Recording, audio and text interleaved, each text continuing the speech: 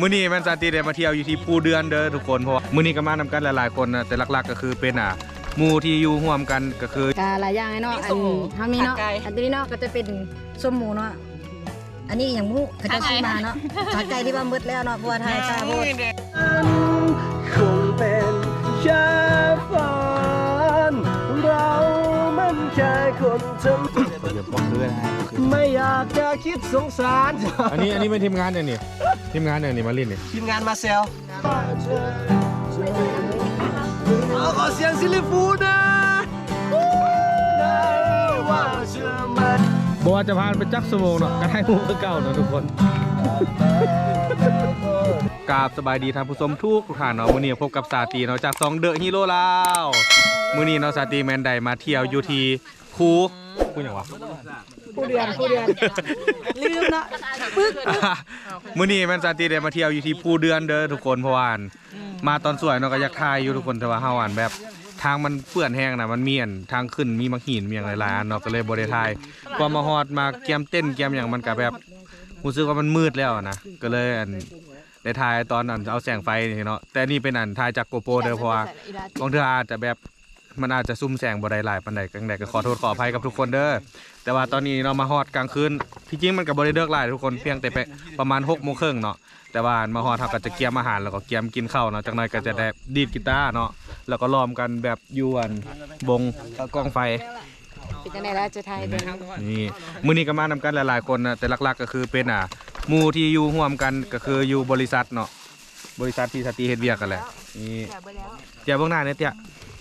นี่เนาะคน เตี้ยเด้อ ซื้อจันสุกเด้อทุกคนโสดติดต่อได้แฟนหักกระทิมทุกคน ทักเฟซมานะครับ ทักเฟซมานะครับนี่แล้วก็มีอดีตหมู่ที่เคยอยู่ร่วมกันอยู่บริษัทเนาะซื้อลินเนาะ อันนี้คือสาวงามที่สุดในบริษัทเลยเด้ นี่ก็ อ โสดด้วยกันเด้อทุกคนแต่บ่บริสุทธิ์แล้ว ทักเฟซได้ผู้นี้เฟซเพิ่นลิ้นอย่างวะของนาลินบอกลิ้นอยากเอวอย่างก็ แอพีดีแฮดดีแฮด บ่ได้อยากบอก ลิ้ เล น ยแต่ว่าลิ้น L ลิ้น LIN PHCH เนาะเจ้าโอเค นี่แล้วก็นี่ซื้อป้าเนาะทุกคนเนาะเพิ่นกลับมา ได้แล้วเขาจะ กลับบ้านใจเพิ่นเนาะ เราไปมาคนเดียวเด้อมาคนเดียวเด้อ อันนี้มันแค่คนขับรถมั้งคนขับรถเนาะ ดีใช้บริการ บ่าวกลางมันก็มีเด้อทุกคนมีช่อง YouTube เหมือนกันฝากช่องบ่ ฝากติดตามด้วยเนาะว่ามาเลย อโลสตูดิโอ อโลสตูดิโอเนาะ Allo Studio โดยเดี๋ยวจะเอาภาพขึ้นเด้อทุกคนเดี๋ยวจะเอาภาพขึ้นให้ว่าช่องเพิ่นนั่นเป็นอะไรเนาะแล้วก็ฝากทุกคนไปติดตามไปเด้อช่อง Allo Studio เนาะทุกคน แต่ทางนี้ทางนั้นก็อย่าลืมกดไลค์กดติดตาม เอาจิเว้าก็เห็นหน้าติเว้าอยู่หลังกล้องอยู่ นี่เฮามาฮอดเฮาก็มีอาหารกินหลายๆอันเนาะมื้อนี้มีหยังกินอันนี้ กาหลายอย่างเนาะอันเฮามีเนาะอันนี้เนาะก็จะเป็นส้มหมูเนาะอันนี้อย่างหมูเขาจะซื้อมาเนาะขาไก่ที่ว่ามืดแล้วเนาะบัวไทยตาโพด นี่เนาะ ยังกระดูก กระดูกไก่เนาะ ยังกระดูกไก่ แล้วจากนั้นก็จะมีเนาะเจลไปแห้ง เจียวเนาะเจียวมันมืดบ่เนาะทุกคนอาจจะบ่ทันเห็นเนาะนี่ โคมเนี่ยเป็นโซฟาก่อน นี่เด็กโคมนี่นี่โคมนี่ นายเพิ่นเบิ่งบรรยากาศรอบ อันนี้ไม่โปรอันนี้ไม่โปรอันนี้ไม่โปรอันไหนอันนี้ไม่โปรทายได้ไหมแม่โปร โอ้แม่โป แม่เป้ง แม่เป้งแม่เล้าโอ้ยบ่แม่น อันนี้ซื้ออย่างเนาะ ซื้อตาดำเด้อ ซื้อตาดำเนาะทุก มัน คน คือมืดแท้หน้าคือดำใช่ปะมืดสีดำก่อน แจ้งอยู่ซื้อแจ้งอยู่โอเค นี่ก็จะเป็นคนที่ว่านำพามาร่วมทริปครั้งนี้เนาะเพิ่นจะเป็นหมู่ของลินบ่ แมน หมู่ของลินอยู่กลุ่มเดียวกัน แมน เพิ่นจะเลยสวนมาลินนำเนาะตอนนี้สตีก็จะขอกินข้าวกันเนาะทุกคนเพราะว่าเตี้ยเรากินไวโพดเนาะถ่ายคลิปแป๊บเดียว2 นาทีเพิ่นสิกินส้มปะหมด เดี๋ยวจะกินข้าวก่อนเดี๋ยวจะถ่ายให้เบิ่งบรรยากาศรอบกองไฟเด้อทุกคนเดี๋ยวจะถ่ายให้เบิ่ง คงเป็นแค่ฝันเรามันแค่คนธรรมดาไม่มีสิ่งจะรักนางฟ้า มันเบาแล้วตัวนี้จะดีที่สุดแล้วจะเลือกเครื่องคอย แม้เรื่องราวจากวันนั้นเหมือนเมื่อเราอยู่ห่างกัน ตัวสวยเนาะทุกคนนี่เลยก่อนที่ได้รูปแต่ละรูปมาแบบมาลินที่ภูเขานี่บ่แม่นง่ายเด้อทุกคน โอเค เป็นจะได้ ขาดออกไปนี่ซื้อมาได้ ใครจะเป็นพิธีกรช่วยเลย มันยุคก็สิบหวะไม่อยากจะคิดสงสาร อันนี้เป็นทีมงานเนี่ยนี่ทีมงานเนี่ยนี่มาเล่นนี่ ทีมงานมาเซล มาเซล ทีมงานมาเซล อันนี้มันทีมงานมาเซ สัม ล ภาษณ์เขาโน้ตค่อยตอบได้หมดทุกปัญหา บ่อนั่นตี มีเมียจะ เอาผู้ซื้อจะไหนกับ บ่ได้อยู่ประเทศไทยเนาะเขาจะฟ้องกันบ่ อัน ได้ นี้อุ้งไก่อันนี้ก็ตอบมาได้ นี่มื้อนี้ให้หน่อยกินได้มื้อนี้ให้หน่อยกินได้ โอ้ปิงซีน เชฟตรงๆจาก ปิ้งซีนนี่ เทปกระทะด เชฟกระทะด นี่ให้การยัง ำ ให้ จังซี่คือว่าเป็นตาคักก่อน ทายคนอันนี้น่ะเป็นทายคน นี่เนาะอาหารที่เพิ่นเฮ็ดกินมื้อนี้ก็คือมีปิ้งซีนแล้วก็มีปิ้งลูกซีนปิ้งฮอทดอกเนาะมื้อนี้มานำกันจักคนนี่ 5 คนคนละคันเลย โอ้หาคนอันนี้มาพร้อมเฮาเนาะนี่เนาะอันนี้มาพร้อมเฮา ดื่มมีวะนี่ บ่หาคนปุ๊บนับคือปากกายวะหรือว่าบ่แม่น ทายลงให้มึงถาม ถามแล้วบ่อยู่ประเทศไทยบ่ติดลิขสิทธิ์ก็ว่าฟ้องบ่ได้ สลายมันยากนะกีตาร์โปกยูทูบกระเทยจริง ลงได้บอกเดี๋ยวเขาหนีเมียมาเลย ก็จะรู้ บ่มีไผหนีเมียมาจักคนติเอาลง YouTube ได้บ่ทายอ๋อโอเคเนาะทีมงานมาแล้วมื้อนี้อาหารทุกอย่างนี่แม่นั่นเฮ็ดเองหมดเลยเนาะนี่ แม่นล่ะ มันไผเป็นคนครัวนี่ นี่ว่าเชฟชื่อหยังเชฟ เชฟซื้อเป๊ปซี่เนาะ เชฟชื่อแป๊บซี่มื้อนี้นี่เฮาเน้นมาแบบชิวๆเนาะมาฮอตอันบ่อ้ายมาฮอตตอนจักโมงนี่ ประมาณ5 โมง โอ้มาฮอตก่อนเฮาเป็นชั่วโมงน่ะ แม่นนั้นเป็นชั่วโมงเต้นกลางเต้นกลางอย่างจนแล้วบ่เนาะ แม่ละ โอเคมื้อนี้ก็จะมาเห็นภาพบรรยากาศคร่าวๆซ้ำนี่นะทุกคนเพราะว่ามันมืดแฮง ใช่กันใครเห็นตำรวจมานำเลย เฮ้ยกินได้แค่บ่ขายอยู่แล้วกินได้ โอ้ยชิ ก็บอกเขาแล้วนะกระท่อมมันนะเขานำมันเลย อันนี้โคกเนาะโคกออกใหม่ โคก กาโคกเนาะแต่ฝาเป็นโออิชิ อืม นี่แหละครับเรา ข้างในดิ ข้างในเป็น น้ำผสมน้ำสมุนไพร แม่แล้วสมุนไพร โอเคนี่อันนี้ก็จะเป็นทีมงานเนาะทุกคนมาฮอดก็กินข้าวแล้วเมื่อทุกคนล่ะนี่กินข้าวแล้วแล้วก็บ่มีใครอาบน้ำแต่คนเนาะมื้อนี้เนาะจุดหมายมื้อนี้ก็คือต้องเมาเนาะทุกคนมีหยังกินให้หมดกินทุกอย่างเนาะให้เมาถ้าบ่เมานี่มันจะแบบ กิน หมิ่นกัน กินกระท่อมเพราะเพนี่เขา ถ้าบ่เมานี่มันจะหมิ่นกันเนาะเพราะฉะนั้นทุกคนต้องได้เมาเนาะ จ้าเมาเลย เพราะว่าสตรีมาเนาะมันก็มืดแฮงทุกคนเพราะว่าโกโปรนี่มันจะถ่ายอยู่อันบอลมืดบ่ได้อะนะเพราะฉะนั้นก็คือเบิ่งอันแบบบรรยากาศนี่มันจะมืดแฮงเพราะฉะนั้นก็คือถ่าย ไอ้ กัน นี่ครับผู้หญิงนะ จะได้แค่คร่าวๆประมาณนี้เลยทุกคน แต่ว่ามื้ออื่นเช้าเนาะมื้อนี้ก็คือมันบรรยากาศมันจะมืดแฮงแล้วทุกคนเพราะฉะนั้นก็คือมื้ออื่นเช้าเด้อมื้ออื่นเช้าสตรีจะถ่ายให้ทุกคนเบิ่งเนาะบรรยากาศตอนที่เช้าๆแล้วก็มีอันหมอกเลยมามันตะเวนขึ้น1ตะเวนขึ้นแล้วก็2เนาะก็จะเป็นภูเขาที่จะมีหมอกนะทุกคน แต่ว่าเขาจะบ่ฮู้ว่าหมอกกันมีหลายหน่อยซ้ำใดแต่ว่าสตรีก็จะถ่ายมีเท่าใดก็จะเอาซ้ำนั้นเนาะทุกคนถ้าติดตามคลิปต่อไปเด้อทุกคนเพราะว่าสตรีจะเฮ็ดเป็นอีกคลิปหนึงเนาะมื้อวันเสาร์นะแต่ว่าสตรีจะยังเก็บภาพเนาะบรรยากาศว่าตอนแรกนี่เฮาลิ้นจังไดเฮาม่วนกันจังไดเนาะเฮาก็จะถ่ายให้เบิ่งเป็นระยะขอเสียงซิลิฟูนะได้ว่าเธอไม่รอกันไหนว่าเธอจะมีฉันไหนว่าเธอจะเป็นเหมือนเก่า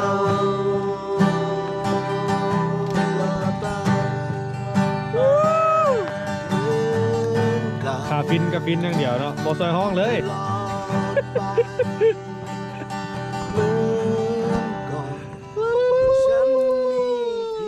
สุดยอดเลย ตัวมือช่วยนะยังบ่จบเด้อใจฮ้อนเสย ทำให้ฉันเจ็บมีเพียงหยดน้ำตาที่มันมีแม้ค่าจิตจะมันลึกจนปานจะขาดใจขอบใจเนาะสำหรับพวงมาลัยเนาะ ตัวมือช่วยนะ คนละเพลงความมักอันที่ว่าจะร้องเพลงดีไปไม่ได้วะ รับตาห้องเสยเลยเมื่อกี้นี่รับตาห้องเสยเลยนะ เอาแล้วตอนนี้นี่ก็จะเป็นเวลา9 โมงเนาะทุกคนนี่ก็จะเป็นความมืดแห้งเนาะตอนนี้นี่มืดหลายสตรีตอนไหนมานี่เนาะทุกคนนี่เดี๋ยวมาเปิดไฟแล้วก็ถ่ายคลิปไปทำ เพราะฉะนั้นก็คือตอนนี้นี่กำลังนั่งชิวๆเนาะนี่เลยสำหรับผู้เดือนเด้อทุกคนถ้าผู้ใดที่ว่าจะมาก็คือต้องนัดเป็นกลุ่มใหญ่ๆหน้อยหนึงเนาะเพราะว่าเส้นทางก็อาจจะยากแน่ยังพอสมควรสำหรับรถจักรเนาะต้องมานำกันหลายคนเพราะว่าเส้นทางเส้นน้อยเส้นเนี่ยแล้วก็จะมีภูเขานำเนาะมันจะมายากเด้อสำหรับที่ผู้ใดที่ว่าจะมาต้องนัดกันหลายๆคน ปิดไฟไว้ปิดไฟน้ำมันเอาละไหมเนาะ นี่เนาะเวลาจะถ่ายรูปก็ต้องได้ปิ้นไฟให้แล้วนี่เนาะทุกคนถึงจะถ่ายได้สำหรับตอนนี้เราก็จะลิ้นกีตาร์ทุกคนแบบผ่อนคลายแบบชิวๆเลยเดี๋ยวถ้าเป็นยังไงเนาะสาธิตจะถ่ายเบิ่งเรื่อยๆเด้อทุกคนแต่ว่าตอนนี้นี่ขอปิดไฟหนึงก่อนเนาะเพราะว่าเพิ่นเริ่มจมมาเริ่มตาแล้วเนาะทุกคนเข้าเด้อทุกคนเรามันปุก เพิ่นมีเข้าเด้อเราปุกเด้อทุกคน มาเด้อเมื่อยแล้วมากินไปนั่งไปขึ้นมาซ่อมจะเอาไปใส่มาเพื่อซ่อมกูเห็นได้เดียวไปแล้วเห็นจะดอกไฟตั้งอยู่ตัวเป็นเสาไฟ ตอนนี้นี่ก็ประมาณเวลา 10 โมงแล้วทุกคนก็ยังม่วนคือเก่าเนาะแบบดีดกีตาร์แล้วก็ของเพลงไปนำกันเรื่อยๆเนาะทุกคนนี่ตอนนี้นี่ก็อาจจะมืดๆนิดนึงนะทุกคนเดี๋ยวจะขอปิดคลิปสำนีก่อนเนาะถ้าหากว่าหุ่งๆยังไงเราถ่ายเบิ่งอีกเทิงถึงเด้อทุกคนเอาไม่ฆ่ากันฉันจะรู้ตัวว่ามีคนอย่างฉันแอบมองเธออยู่อย่างนี้รอคอยเธอตรงนี้ฉันนี่ไงนี่นะทุกคนผ่าน5 ชั่วโมงผ่านไปแล้วยังถ่ายรูปอยู่เนาะ อันค่อยเศร้าทายเลยเด้อ เดี๋ยวแป๊บนึงเห็นหน้าทุกคนนี่เนาะผ่าน5 ชั่วโมงต่อไปแล้วก็ยังถ่ายรูปอยู่นะทุกคน บ่ได้ทายแล้ว เราใส่ให้ค่อยอย่าไปฟัง อย่าผ่านเลยได้ไหมถ้าเสียเธอไปก็คงชอกช้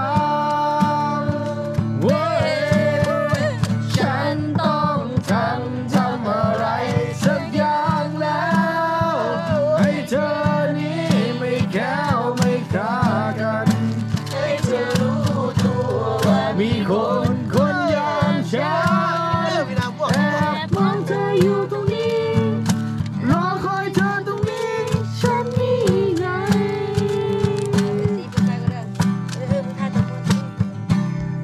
อย่าโมงก่อนเอาแล้วนะตอนนี้เป็น10 โมงเลยทุกคน10 โมงตอนนี้นะก็ยังม่วนอยู่คือเก่านะทุกคน10 โมงผ่านไปก็ยังม่วนอยู่คือเก่าบ่ฮู้ว่ามื้อนี้นี่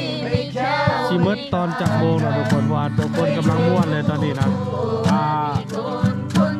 แอลกอฮอล์ก็กำลังไดโดนะทุกคนเนาะถ้าว่ามื้อนี้นี่ก็ถ้าบอกตรงๆก็คือแบบราตรีนี้ยังอีกยาวไกลนะทุกคน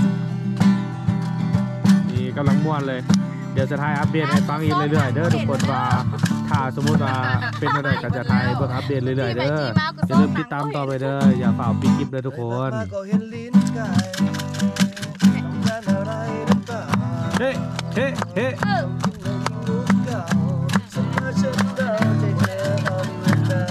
เอาแล้วเนาะตอนนี้เราทุกคนก็คือเวลา 12 โมงนะทุกคนก็คือทุกคนยังห้องเพลงแล้วก็ม่วนนะทุกคนสำหรับคลิปนี้ก็จะขอจบเพียงเท่านี้เด้อ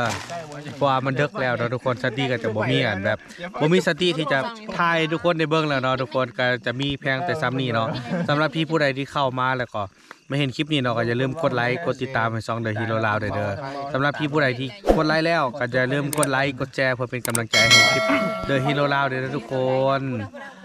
โอเคสำหรับพี่นี่จะขอจบเพียงเท่านี้เลยทุกคนตอนนี้มันดึกแล้วเนาะสติก็เริ่มเมาแล้วอย่างนั้นนะก็ขอจบเพียงเท่านี้นะทุกคนบ๊ายบาย อยู่บ้านเนี่ย